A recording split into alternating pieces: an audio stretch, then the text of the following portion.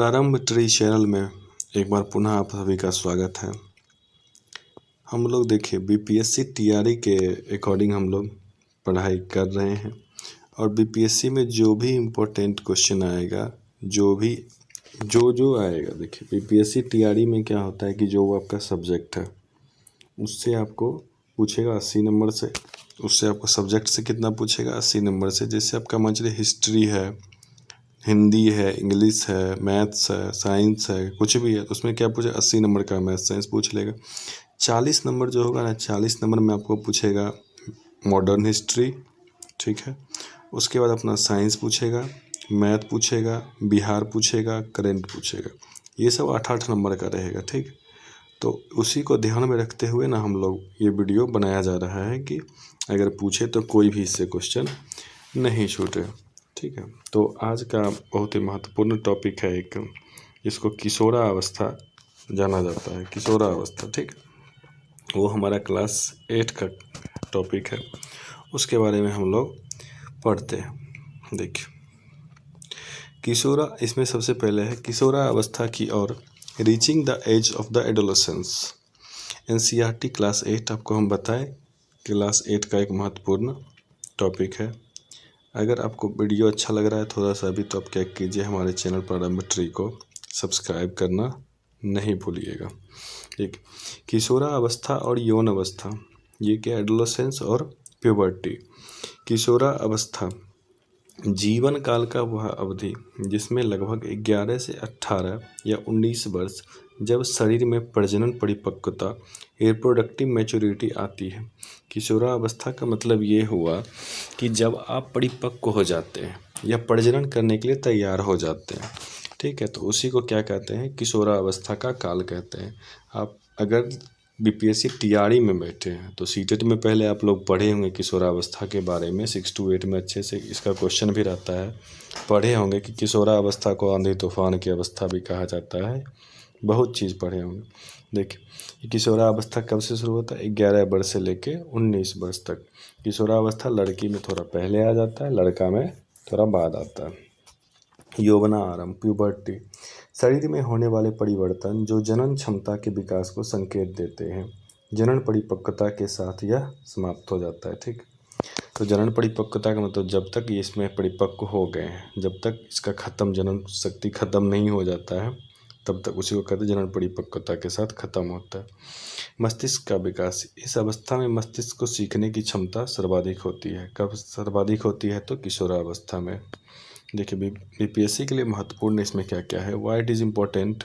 BPSC prelims में देखिए, जैसे सामान्य विज्ञान में हुआ, हार्मोन, ग्रंथि, ग्लैंड्स और पोषण से लगातार प्रश्न पूछते रहते हैं कि कौन सा हार्मोन है, टेस्टोस्टेरोन, एस्ट्रोजन और जो भी है। आगे देखिए ना बहुत सारा चीज़ मिलेगा आपको, ठीक है। टेस्टोस्टेरोन होता है, अपना एस्ट्रोजन होता है। देखिए आगे क्या है। यौवन आरंभ में होने वाले शारीरिक परिवर्तन, क्या क्या परिवर्तन है? तो देखिए लड़का में सबसे पहले क्या होगा? एडम एप्पल, जिसको कंठमणि कहते हैं। तो ये जो कंठ में निकला रहता है, लड़का का निकला वो थोड़ा सा रहता है, उसी को क्या कहते हैं? कंठमणि। कंधे का चौड़ा होना, कंधा चौड़ा हो जाता है। और लड़की में क्या होता है? श्वेत तथा तैल ग्रंथियों का स्राव, मुहासे होने लगते हैं। और फिर होता है कमर का निचला भाग क्या होता है? चौड़ा होने लगता है, विषुव भाग चौड़ा होने लगता है, ठीक। कमर का नीचे एक लंबाई में वृद्धि होगा। सबसे अधिक दृष्टिगोचर परिवर्तन हड्डियों में वृद्धि होगा। यह माता पिता के प्राप्त जीन पर निर्भर है कि कितना हड्डी में वृद्धि हो रहा है, ये सब जीन पर भी निर्भर करता है। आकार में बदलाव होगा। लड़कों के कंधे चौड़े होंगे, लड़कियों के कमर का निचला भाग चौड़ा होना। स्वर, आवाज़ बदलेगा। लड़कियों में स्वर यंत्र, उसको क्या कहते हैं? लैरिंक्स। और बढ़कर क्या होता है? कंठमणि, जिसको एडम्स एप्पल बोलते हैं। गहरा स्वर, मतलब भारी होने लगता है लड़का, जैसे 18 साल का होता है या जैसे किशोरावस्था प्रारंभ होता है तो लड़का का आवाज़ दिखेगा भारी होने लगता है, ठीक। उसको क्या कहते हैं? स्वर उच्च त्वरत वाले, मतलब हाई पिच वाले होने लगते हैं। और देखिए त्वचा ग्रंथियाँ क्या होता है? स्वेद, मतलब स्वेट और तैल, सेबेस्कस ग्रंथियों का स्राव बढ़ने से मुहासे एक्नी होने लगती है, किसको, लड़की लड़का दोनों में होने लगता है। ध्यान दे, होठों में श्वेत तथा तेल ग्रंथियां नहीं पाई जाती है। तो अगर आपसे क्वेश्चन पूछेगा कि श्वेत और तेल ग्रंथियां कहाँ नहीं पाई जाती, तो होठों में नहीं पाई जाती है। ठीक है। अंतःस्रावी ग्रंथि, अब देखिए द एंडोक्राइन सिस्टम, ये पढ़ते हैं। ग्रंथियां का प्रकार, वाहिका युक्त एक्सोक्राइन, इसमें क्या है, श्वेत, तैल और लाल ग्रंथियां अपना स्राव नलिकाएं द्वारा छोड़ती है। नलिकाएं विहीन इंडोक्राइन ग्लैंड, इसको इंडोक्राइन ग्लैंड बोलते हैं। ये होता है, ये हार्मोन को सीधे रुधिर प्रवाह ब्लड स्ट्रीम से छोड़ती है। हार्मोन, रासायनिक पदार्थ जो अंतःस्रावी ग्रंथियों से स्रावित होते हैं और शरीर में बदलाव लाते हैं, ये हार्मोन होते हैं, इनको हार्मोन कहते हैं। अब देखिए पीयूष ग्रंथि, प्यूटिटरी ग्लैंड, वो कहाँ रहता है, देख लीजिए, अपना जगह बताया मस्तिष्क में है। मास्टर ग्लैंड, प्यूटिटरी ग्लैंड मस्तिष्क से जुड़ी होती है। वृद्धि हार्मोन, ग्रोथ हार्मोन स्रावित करती है। ठीक है। थायराइड, एड्रेनल, वृषण और अंडाशय के को हार्मोन बनाने के लिए नियंत्रित और आदेशित करती है। ठीक है। वृषण में, लड़का के वृषण में, लड़के का अंडाशय में जो हार्मोन बनता है उस सब का नियंत्रण कौन करेगा, अपना पीयूष ग्रंथि, मास्टर ग्रंथि इसको बोला जाता है। तो पूछेगा आपको मास्टर ग्रंथि किसको बोला जाता है, तो पीयूष ग्रंथि को। अब देखिए प्रमुख ग्रंथि है और उन क्या क्या उनसे हार्मोन निकलते हैं, जैसे थायराइड है, थायरोक्सिन निकलता है। पेनक्रियाज है, इंसुलिन निकलता है। एड्रेनल होता है, एड्रेनलिन निकलता है। अब देखिए इसका रोग क्या है और कार्य फंक्शन क्या है। देखिए सबसे पहले थायराइड का क्या है, कोशिका श्वसन तेज करता है। कमी से, इसकी कमी से क्या होगा, घेघा रोग होगा, ग्वाइटर। वयस्कों में क्या होता है, मैक्सीडीमा इसको बोलते हैं। बच्चों में क्या होता है, क्रेटिनियम या जरमानवता बोलते हैं। ठीक है। अब देखिए पेनक्रियाज में क्या होता है, रक्त में शर्करा नियंत्रण। कमी से क्या होगा, मधुमेह, डायबिटीज जिसको बोलते हैं। एड्रेनल से क्या होता है, इसे 3F हार्मोन, मतलब इसको क्या बोलते हैं, फियर, फाइट और फ्लाइट। ये 3F हार्मोन किसको बोलते हैं, तो एड्रेनल को। आपातकालीन भविष्य का हार्मोन कहते हैं किसको, एड्रेनल को। क्रोध, चिंता, हृदय की धड़कन नियंत्रित कौन करता है, तो एड्रेनल करता है। यह एमिनो अम्ल बनाता है, एमिनो एसिड बनाता है, कौन बनाता है, तो एड्रेनल, एड्रेनल। ठीक है। जनन हार्मोन देखिए अब क्या है, आपको हम बताए थे, ऊपर में बता रहे थे, जनन हार्मोन इसको क्या बोलते हैं, मेटामॉर्फोसिस। ठीक है। मेटामॉर्फोसिस, जनन हार्मोन देखिए, लड़का में अलग होगा, लड़की में अलग होगा। लड़का में वृषण होता है, टेस्टिस कहते हैं। लड़का में क्या बनता है, टेस्टोस्टेरोन का उत्पादन, जिससे कि दाढ़ी, मूछ आदि गौण लैंगिक लक्षण भी होगा। अंडाशय, ओवरी, लड़की में क्या बनता है, एस्ट्रोजन। ठीक है। इसमें क्या होता है, स्तनों का विकास होता है। अब देखिए मेढक का कयांत्रण कैसे होता है। मेढक देखिए, लार्वा से वयस्क मेढक बनने की प्रक्रिया को क्या कहते हैं, कयांत्रण कहते हैं। वह प्रक्रिया थायराइड द्वारा स्रावित थायरोक्सिन द्वारा नियंत्रित होती है। कौन सी प्रक्रिया, ये अपना मेटामॉर्फोसिस। ठीक है। और देखिए जिस पानी में ये रहता है ना, टेडपोल, मेढक के बच्चे को टेडपोल कहते हैं, उसमें क्या होता है, थायरोक्सिन और आयोडीन दोनों रहता है, तो बच्चा क्या करता है, ग्रो करता है अच्छे से। महत्वपूर्ण तथ्य, अच्छा यहाँ दिया हुआ है, थायरोक्सिन उत्पादन के लिए जल में आयोडीन की उपस्थिति अनिवार्य है। ठीक है। ये क्या, जल की उपस्थिति अनिवार्य होती है। ऋतुस्राव चक्र, इसको क्या कहते हैं, मेंस्ट्रुएशनल साइकिल।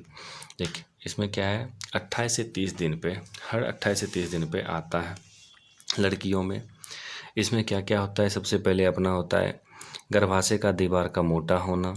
उसके बाद क्या होता है, अंडाशय में अंडाणु का परिपक्व होना। उसके बाद निषेचन, फर्टिलाइजेशन ना होने पर अंडाणु व प्रथ का टूट जाना। अगर फर्टिलाइजेशन नहीं होगा, ठीक है, तो ये क्या होता है, टूट जाता है। फर्टिलाइजेशन होता कैसे है, लड़का से अपना आया स्पर्म, लड़की से आएगा एग, दोनों मिलके फर्टिलाइज करता है तो जायगोट बनता है, जिससे क्या होता है, बच्चा पैदा होता है। ठीक है। चक्र की अवधि कब होगा, 28 से 30 दिन पर होता है। रोजा दर्शन, मेनियर्क, यौवना आरंभ का पहला, देखिए सबसे पहली बार जब लड़की मेंस्ट्रुएशन साइकिल में आती है, उसको पीरियड भी बोल सकते, पीरियड में आती है तो उसको क्या कहते हैं, रजोदर्शन।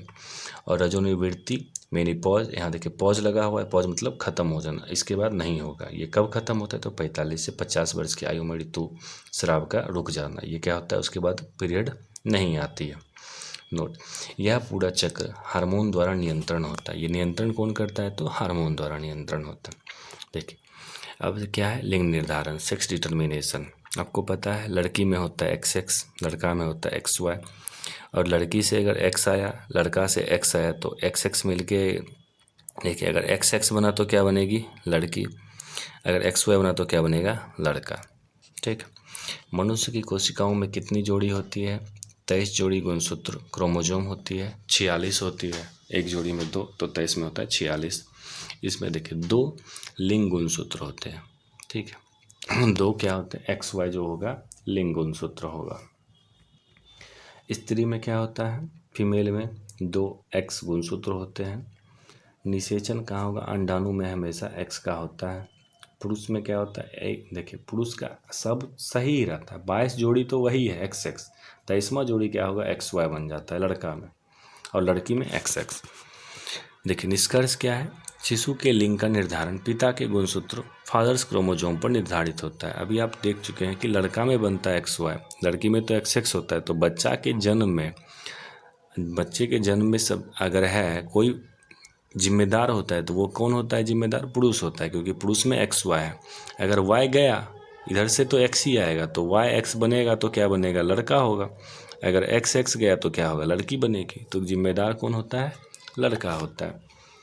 स्वास्थ्य, पोषण और व्यक्तिगत स्वच्छता। देखिए ये क्या? संतुलित आहार, बैलेंस डाइट। हम लोग पढ़ते हैं प्रोटीन, कार्बोहाइड्रेट, वसा, विटामिन का सही मिश्रण। भारतीय भोजन रोटी, चावल, दाल एवं संतुलित आहार है। दूध क्या होता है? अपने आप में एक संपूर्ण संतुलित भोजन है। दूध में भी आप देखिएगा कि बच्चा दूध पचाता है, लेकिन रेनिन नाम का एक रहता है, रेनिन RENIN, रेनिन नाम का केमिकल इसको पचाता है, लेकिन बड़ा में क्या होता है? एब्सेंट हो जाता है। तो बड़ा में कौन पचाएगा? इसको पेप्सिन नाम का पचाएगा। ठीक। लौह तत्व आयरन रुधिर ब्लड का निर्माण करता है। किशोरी लड़कियों के लिए महत्वपूर्ण है। जंक फूड से बचे, स्वादिष्ट होते हैं लेकिन इसमें पर्याप्त पोषक तत्व तो नहीं होते। जो भी जंक फूड होता है बाहर का खाना, उससे बचना चाहिए। स्वच्छता व कानून। देखिए श्वेत ग्रंथियों की सक्रियता के कारण रोज स्नान जरूरी है। विवाह का कानून आयु, लड़कियां क्या होगी? 18 वर्ष, लड़के होंगे 21 वर्ष। अब इसको भी बढ़ाया गया है, लड़का हो जाएगा 24, लड़की होगी 21। और देखिए बिहार के संदर्भ में क्या है? एनीमिया की चुनौती। बिहार में किशोरियों की खून में कमी के कारण आयरन डिफिशियंसी, आयरन की कमी के कारण कौन बीमारी होगा? एनीमिया होगा, प्रमुख है ये। इसलिए स्कूलों में आयरन, फोलिक एसिड, IFA की गोलियां बांटी जाती है बिहार में। मुख्यमंत्री कन्या उत्थान योजना लड़कियों को सशक्त बनाने, बाल विवाह रोकने और उनके स्वास्थ्य शिक्षा को बढ़ावा देने के लिए बिहार सरकार का प्रमुख पहल है मुख्यमंत्री कन्या उत्थान योजना। सामाजिक जागरूकता, लिंग निर्धारण, सेक्स डिटर्मिनेशन के वैज्ञानिक तथ्यों का ज्ञान, बिहार के कन्या भ्रूण हत्या जैसी कुप्रथाओं को रोकने का प्रशासनिक मदद। देखिए कन्या भ्रूण हत्या होता है, बच्चा मतलब पेट में जब रहता है तो उसको CT स्कैन करवा के पता कर लेता है सब, अगर लड़की है तो उसका हत्या कर देता है। लेकिन आजकल इसमें क्या किया है? रोकने का प्रयास किया जा रहा है। अब देखिए परीक्षा के लिए महत्वपूर्ण तथ्य क्या क्या है? Important prelims fact. ऑक्सीटोसिन, गाय और भैंस के थनों से दूध उतारने के लिए इस हार्मोन की सुई इंजेक्शन लगाई जाती है। कौन सी? ऑक्सीटोसिन। ग्लाइकोजेन, यह हार्मोन पदार्थ शर्करा को बहुत कम होने से बचाता है। एमिनो अम्ल, एमिनो एसिड, एड्रेनिलेन हार्मोन का निर्माण एमिनो अम्ल से होता है। होठों का त्वचा, शरीर के इस हिस्से में श्वेत और तैल ग्रंथि नहीं पाई जाती, आपको बता चुके हैं। कंठमणि, एडम एप्पल क्या आता है? लड़का में जो होता है, लड़का में बढ़ा हुआ स्वर यंत्र जो गले के सामने उभरता हुआ प्रतीत होता है, जो बड़ा होता है ना, ये उसी को क्या बोलते हैं? Adam apples. अब देखिए कुछ BPSC previous year style question भी हम लोग देख लेते हैं क्या क्या है। देखिए जैसे पहला है, स्त्रियों में XY लिंग गुणसूत्र पाए जाते हैं? स्त्रियों में पाए जाते हैं? बिल्कुल नहीं पाए जाते हैं। निषेचन अंडाणु में हमेशा एक्स गुणसूत्र का होता है, सही बात है। लड़की में हमेशा के अंडाणु में क्या होगा, निषेचन एक्स का होगा। शिशु का लिंग माता के गुणसूत्र पर निर्भर करता है, नहीं, पिता के गुणसूत्र पर निर्भर करता है। तो इसमें क्या है, कौन सा सही है, तो इसमें क्या होगा आंसर, बी, केवल बी। निम्नलिखित ग्रंथियों तथा उनका हार्मोन, देखिए पहला क्या है, अग्नाशय। अग्नाशय का देखिए, अग्नाशय का क्या होगा, कौन सा शुरू करता है, तो इंसुलिन। एड्रेनलिन क्या करता है, एड्रीनल, एड्रेनलिन। थायराइड क्या करता है, थायरोक्सिन। तो इसमें क्या होगा, बी नंबर आंसर दिया हुआ भी है। अब देखिए अभ्यास प्रश्न है, मास्टर ग्रंथि। मास्टर ग्रंथि बताइए किसको कहते हैं, तो पीयूष ग्रंथि को क्या कहते हैं, मास्टर ग्रंथि। मेढक के कायांतरण में किस के लिए जल की किसकी उपस्थिति आवश्यकता होती है, तो आयोडीन की होती है। इंसुलिन की कमी से कौन सा रोग होता है, कौन सा होगा, मधुमेह। लड़कियों की विवाह की न्यूनतम कानूनी आयु क्या है, 18 वर्ष। बहुत इजी क्वेश्चन है। किसे 3F हार्मोन कहा जाता है, तो इसको क्या कहते हैं, एड्रेनलिन को 3F हार्मोन कहते हैं। और देखिए कोई रिवीजन करना है तो ये देख लीजिए, शारीरिक बदलाव, कंठमनी, लंबाई, वृद्धि दर, जनन अंग का विकास होगा, ये सब किसके, किशोरावस्था का देख रहे हैं। नियंत्रण कौन होगा, पीयूष ग्रंथि, जिसको क्या कहते हैं, अंतःस्रावी ग्रंथि और मास्टर ग्रंथि। पोषण, लौह तत्व का काम क्या है, रक्त निर्माण। संतुलित आहार, व्यक्तिगत स्वच्छता। हार्मोन प्रमुख कौन कौन है, थायरोक्सिन थायराइड ग्लैंड में, इंसुलिन अग्नाशय, एड्रेनलिन एड्रीनल। टेस्टोस्टेरोन कहाँ बनता है, वृषण में। एस्ट्रोजन कहाँ बनता है, अंडाशय में। लिंग निर्धारण क्या होता है, पिता के गुणसूत्र पर होता है। हो गया।